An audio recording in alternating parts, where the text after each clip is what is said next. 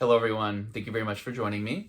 I have held counsel with the Keepers in the Akash, and I have some things that I'm excited to share with you today. Before I get into that, I want to let you know about a few things. If you're looking to support the work that I do here on my channel, if you like the sessions that I do and what they bring to the table, a few different ways that you can do that. You can like and share my content. You can let people know about my sessions.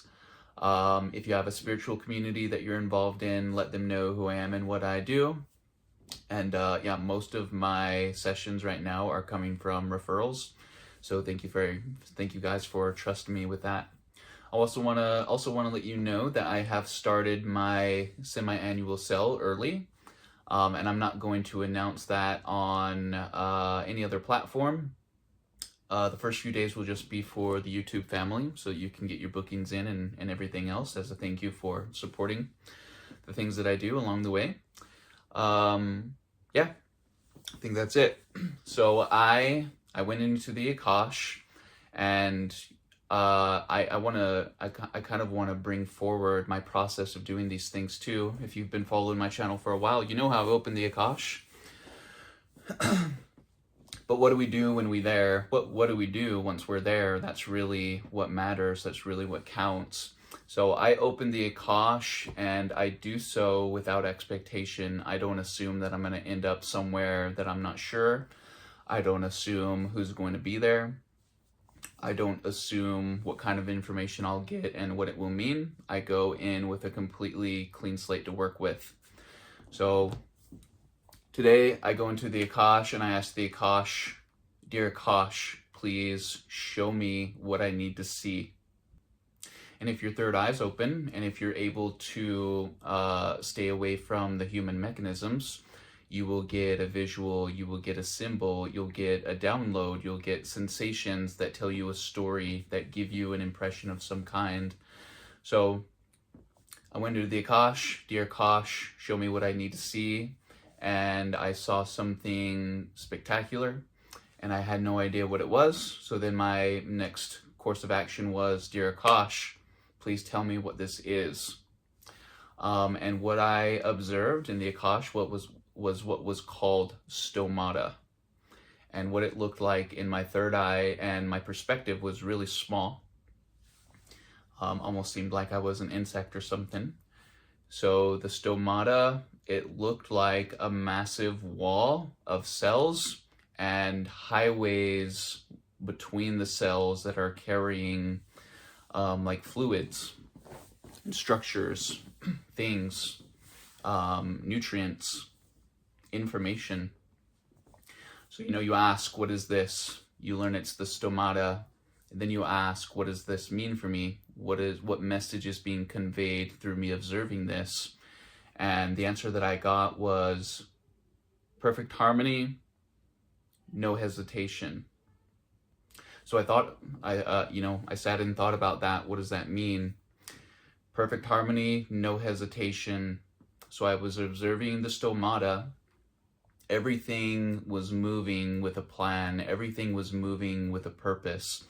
Not only that, everything was moving as if it understood its job very thoroughly. And everything was moving without hesitation.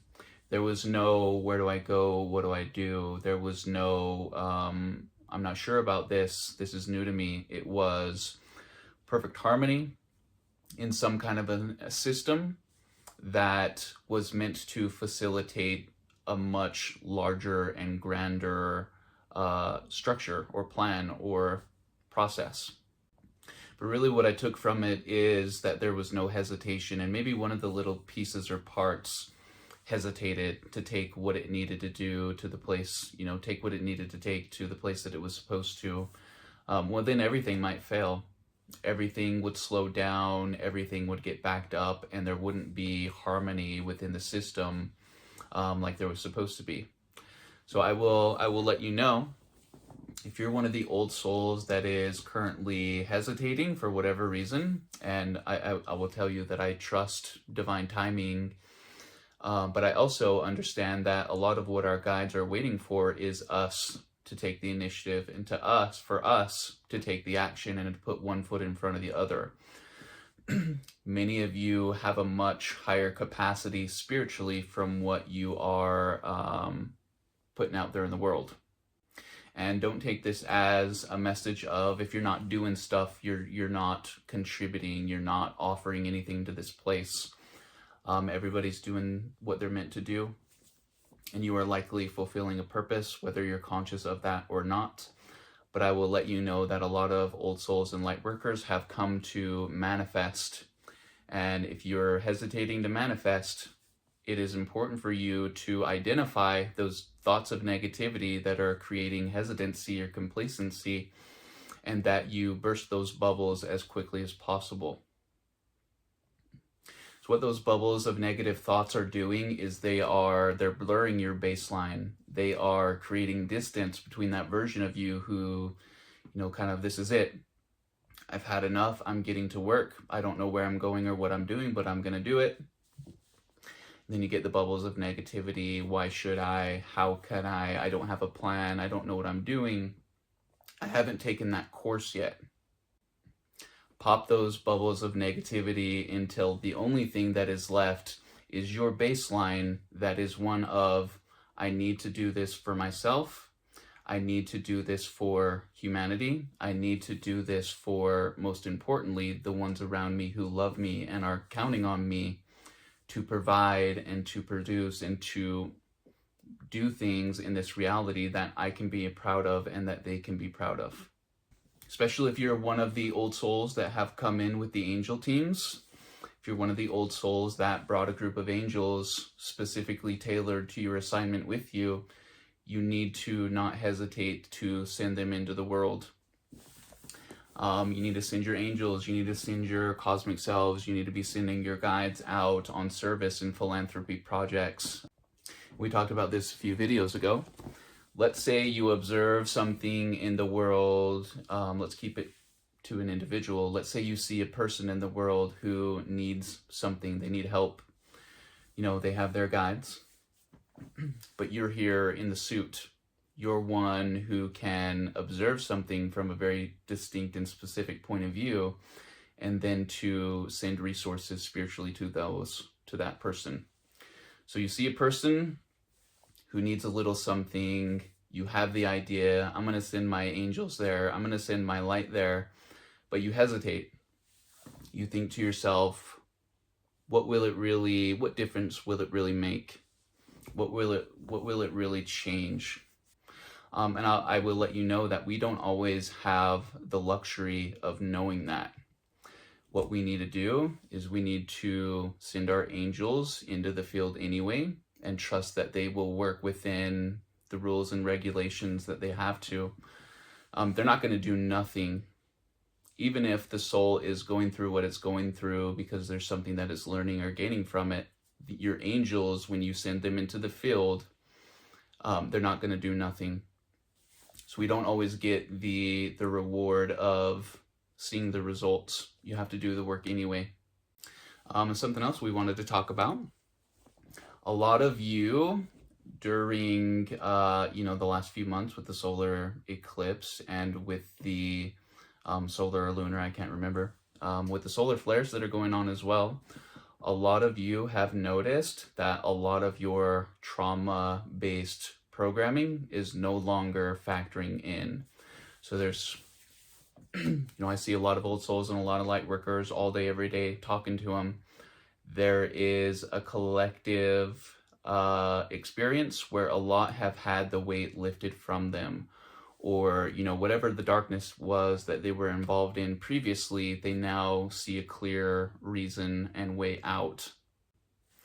So we endure what we do during these solar events because we understand that in the long run, the short-term discomfort is going to pay off in the long run. And we are anticipating a massive increase in our capacity to hold light.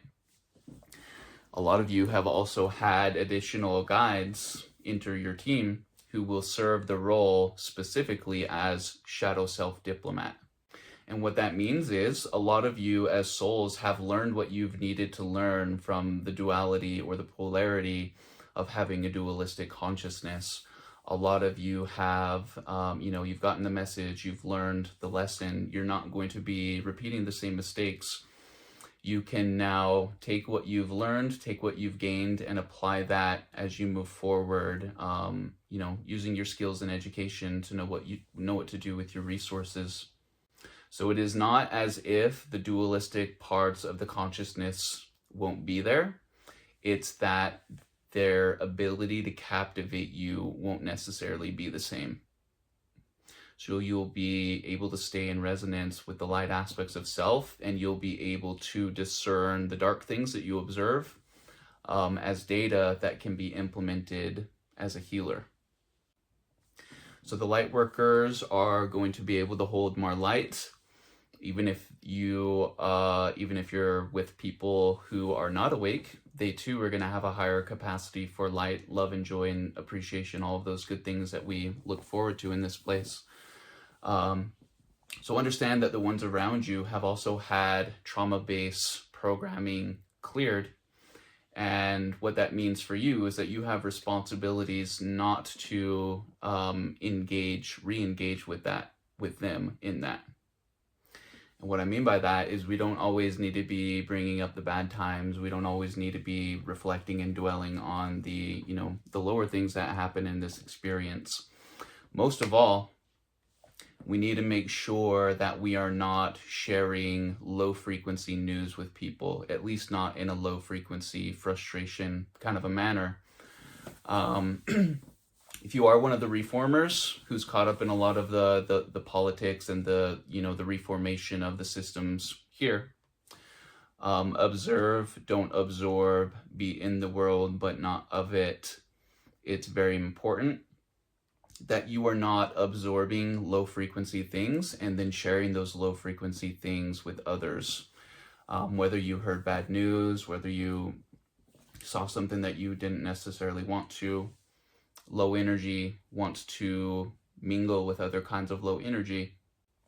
So make sure that you are holding the light, holding the higher frequency, and perceiving the things that happen in this place as the plan unfolding as it should. Anyway, I am going to be posting another video here pretty soon. I'm going to record it right after this.